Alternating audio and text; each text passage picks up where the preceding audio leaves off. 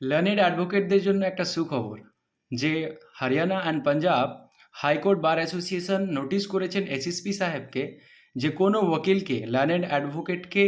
সকাল 8টা থেকে রাত 11টা পর্যন্ত তাদের কোনো সিগন্যালের দ্বারা বা হোক বা তার কোনো ভায়োলেট করা হোক সেই সময় কোর্টে যাওয়ার সময় বা আসার সময় অ্যাডভোকেটসদের কোনো আটক করা হবে না এবং কোনো জিজ্ঞাসাবাদও করা হবে না। যেহেতু লার্নেড অ্যাডভোকেট সবসময় কোর্টের কাজের কারণ বশত হেলমেট বা আরও নানান রকম কিছু ভুলে যেতে পারে এবং এই জন্যই বার অ্যাসোসিয়েশন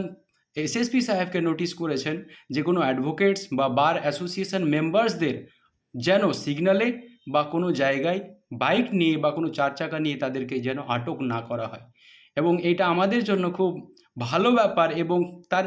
ডিসবেনিফিট একটাই জিনিস যে আমাদের তো সবসময় হেলমেট অবশ্যই অনিবার্য নেওয়া, কিন্তু সেই জিনিসটা এক ক্ষেত্রে কোর্টের কাজের ক্ষেত্রে এবং কোর্টের আসার পথে এই জিনিসটা যেহেতু হরিয়ানার পাঞ্জাব বার অ্যাসোসিয়েশন নোটিশ করেছেন এসএসসি সাহেবকে, তো এই জিনিসটা আমাদের জন্য একটা সুখবর।